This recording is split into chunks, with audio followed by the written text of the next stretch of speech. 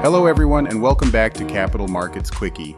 I'm your host, Endrit Cela, and today we're diving into a holiday-shortened week filled with significant economic data releases and market-moving events. Let's get started. First up, let's talk about U.S. inflation.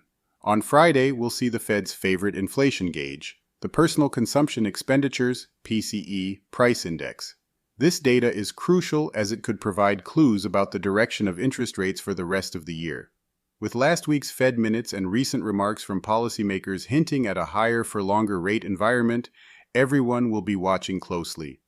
Throughout the week, we'll also hear from several Fed officials, including Michelle Bowman, Loretta Mester, Lisa Cook, John Williams, and Raphael Bostic. Their comments will help shape expectations ahead of the PCE data.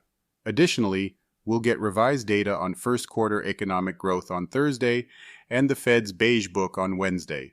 Over in the Eurozone, inflation data due on Friday will be pivotal. The European Central Bank has hinted at lowering interest rates from their record high of 4% in June. However, if inflation remains volatile, the pace of future rate cuts could be uncertain. Economists expect inflation to tick up slightly in May, but the overall outlook remains mixed.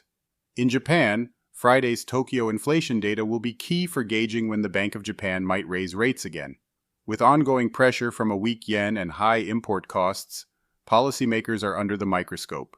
We'll also see intervention data and the BOJ's bond buying schedule, which could provide further insights.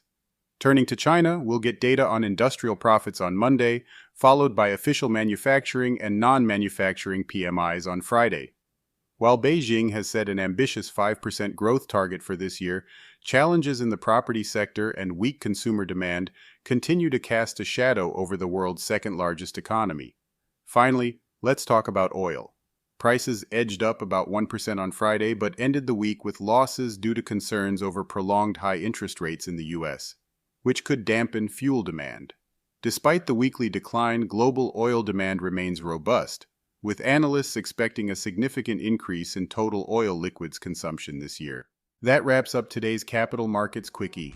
Join me tomorrow morning for more insights and updates. Have a great day, everyone.